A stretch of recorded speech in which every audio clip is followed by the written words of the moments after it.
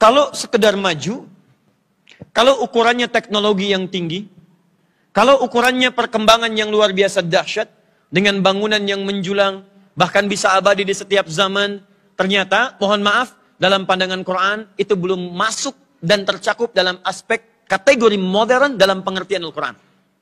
Contoh, kaum Ad, itu Masya Allah, teknologinya dahsyat. Bahkan Quran menyebutkan, belum ada, maaf, generasi-generasi sebelum Ad, yang bisa membangun dengan tipikal bangunan seperti yang dibangun oleh kaumnya Ad.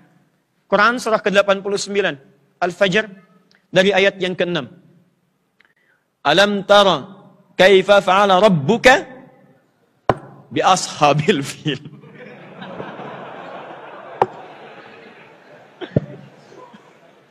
Saya sudah kasih kode suratnya Al-Fajr. Kenapa nyambungnya ke Al-Fil? Anda sudah sarapan?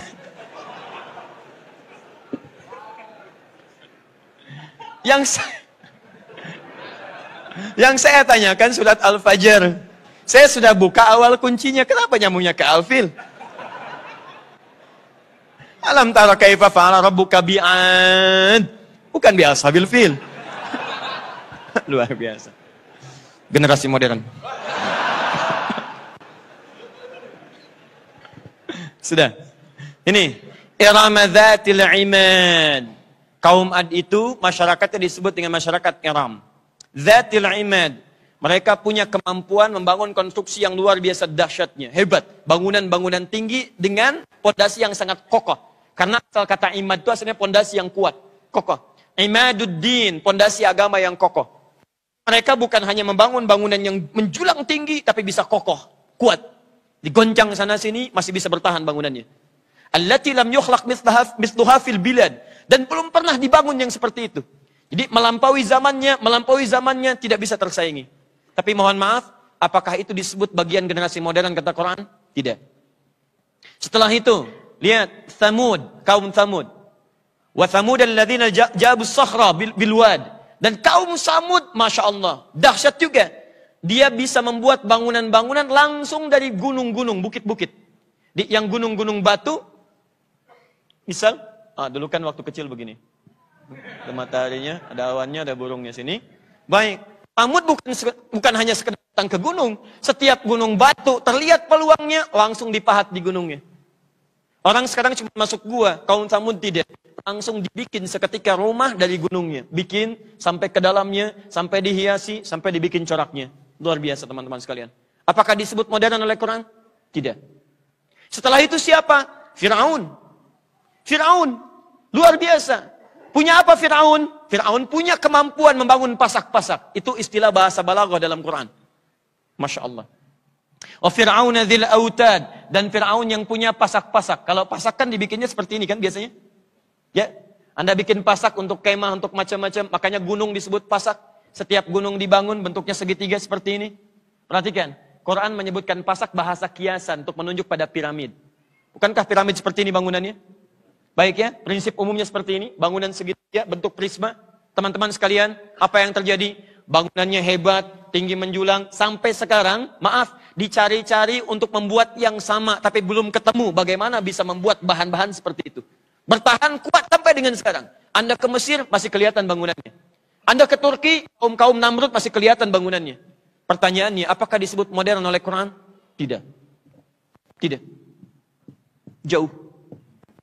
Muncul Yunani setelah itu, bangunannya ada.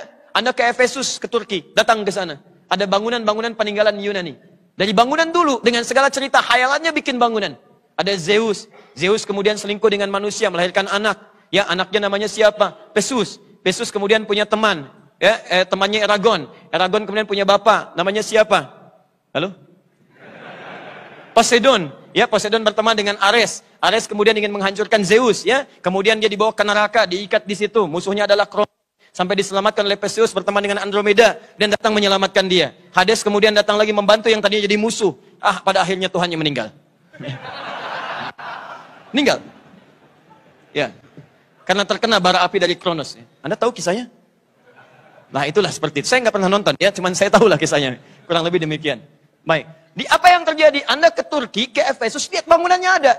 Dengan semua bentuk-bentuknya. Ya, maaf. Ada bangunan dari tinggi-tinggi, kokoh-kokoh, di atasnya bahkan gambaran dari dewa-dewanya yang sudah jadi patung dan sebagainya. Datang Romawi, dihancurkan badannya, tinggal kepalanya.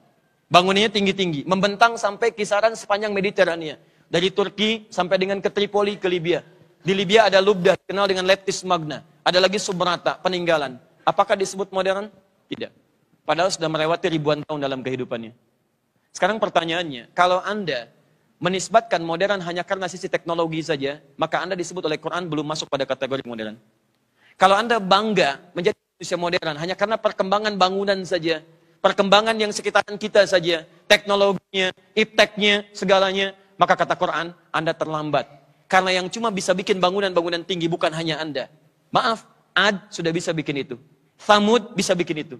Jika ada manusia sekarang berlomba membuat menara-menara tinggi dan mengatakan kami yang paling modern, katakan Anda terlambat. Anda telat. Karena ada bangunan dulu yang tidak seperti Anda. Anda kasih gempa sedikit sudah runtuh. Lihat kaum Ad, kasih gempa masih bertahan. Allah ingin tunjukkan bagaimana Anda bisa bikin seperti ini. Tapi kalau Anda tidak punya sifat-sifat seperti yang kami tunjukkan kata Quran, maka itu tidak akan pernah bertahan. Hanya kisah saja dan tidak bisa membangun Anda dalam nilai-nilai masa depan. Paham sampai sini? Nah, jadi maksud saya begini, saya ingin ambil kesimpulan yang pertama, jangan dulu bangga dengan hasil-hasil keduniaan yang bisa kita ciptakan, karena itu belum tentu menunjukkan aspek modernitas dalam kehidupan. Dalam ukuran Al-Quran dan hadis Nabi SAW.